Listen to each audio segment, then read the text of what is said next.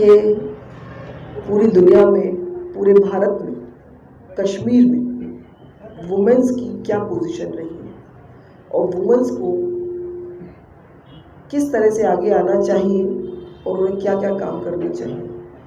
जैसे आजकल तो इंटरनेट का ज़माना है, आप सब लोग भी ये जानते हैं कि इंटरनेट के थ्रू हम हर चीज़ से अवेयर होते रहते हैं। अगर वुमेन एम्पावरमेंट का नाम दिया है, educational, political, media and arts, culture, जितने भी ये सेक्टर्स हैं, हम और आप ये देखते हैं कि इसमें वुमेन्स की बहुत बड़ा रोल है। अगर स्टार्टिंग हम करते हैं अपने घर से ही, तो जैसा कि हम जानते हैं और देखते हैं कि हमारी माँ बहनें या हमारी दादी नानी या हमारी अपनी फैमिली मेम्बर्स में जितने भी वुमेन्स हैं, उन्होंने कितना काम किया है और करते हैं वो लोग। उसके साथ साथ अगर वुमेन्स को एजुकेशन सेक्टर में आगे बढ़ाया जाए तो मैं कहती हूँ सबसे ज़्यादा वही हमारा अचीवमेंट होगा। महिलाओं का, ख़वातीन का पढ़ा लिखा होना बहुत ज़रूरी है, क्योंकि जिम्मेदारी जो होती है वो महिलाओं के ही कंधों पे होती है। जब वो बेटी होती है, बहन होती है, माँ होती है, जैसे जैसे उसके रिश्ते आगे जुड़ते जाते हैं, वैसे वैसे उसकी जिम्मेदारियाँ बढ़ती जाती हैं और बखूबी उन जिम्मेदारियों को निभाती है। ये एक गॉड गिफ्ट है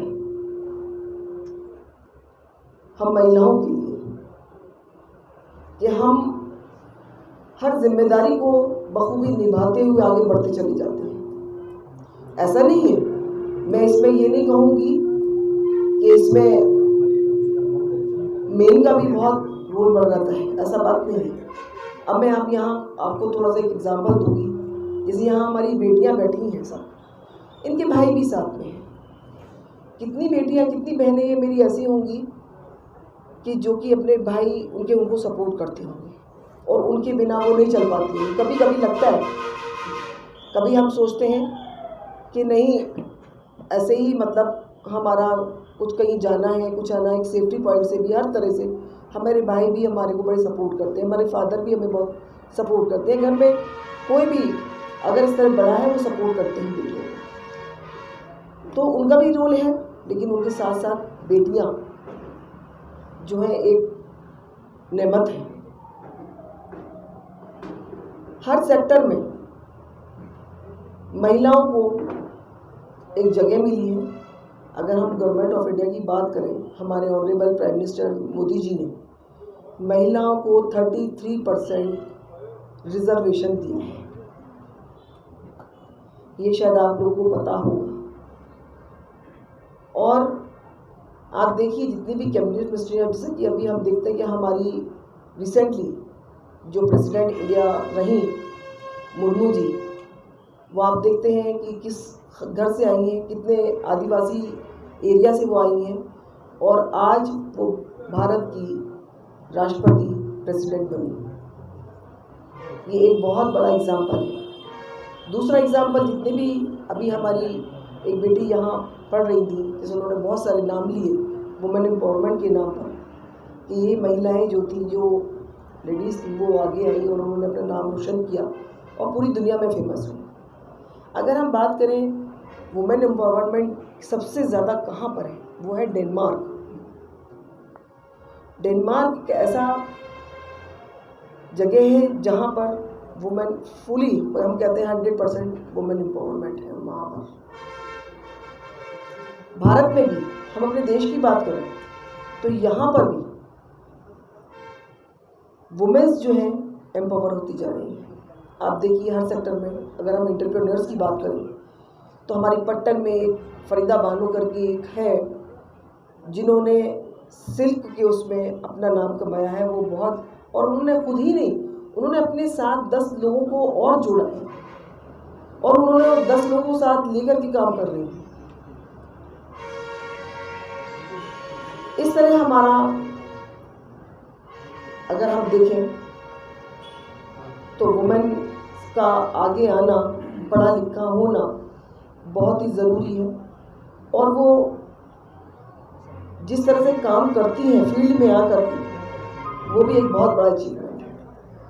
पंचायती राज एक्ट अभी आप देख रहे हैं, आपको रिसेंटली ये देखने को मिल रहा होगा कि पंच, सरपंच, बीडीसी, डीडीसी जो है, जो बनी है महिलाएं, जो इतना डरती थी, वो घरों की भी जिम्मेदारी के साथ साथ फील्ड में आके भी काम कर रही हैं। ये हम सब के लिए एक बहुत बड़ा एग्जाम्पल है।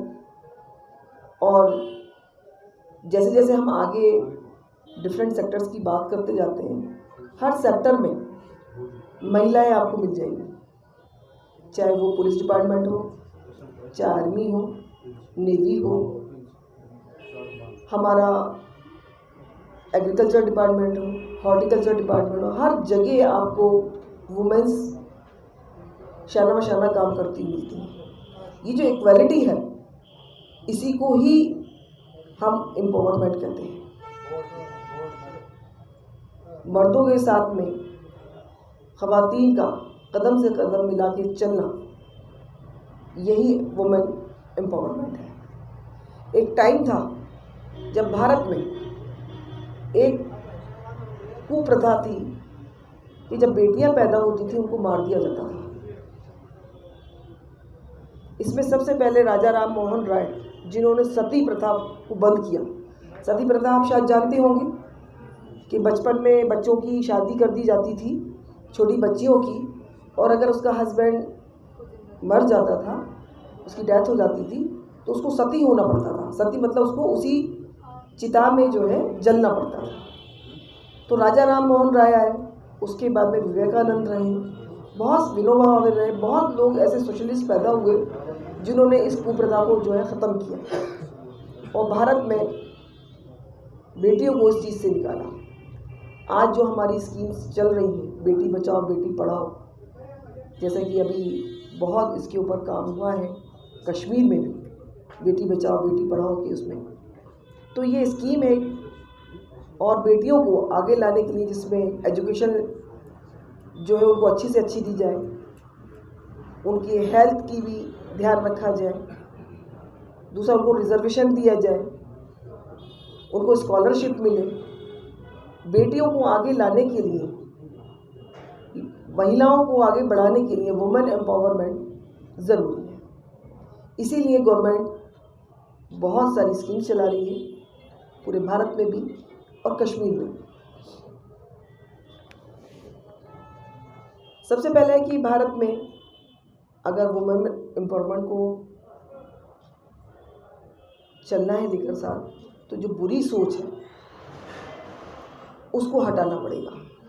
जैसे कहीं कहीं हम देखते हैं कि कुछ घरों में आज भी ये बात होती है कि नई लड़कियों को थोड़ा कम पढ़ाओ या उनको नहीं जाने दो, वो बाहर नहीं पढ़ेंगी, उनको बहुत ज़्यादा दबाया जाता है कहीं कहीं। और आज की डेट में हम ये कहते हैं कि जो पेरेंट्स हैं वो काफ़ी समझदार हैं, वो अपनी बेटियों को आगे ला करके उनको आगे बढ़ाते भी हैं और हर तरह से सपोर्ट देते हैं।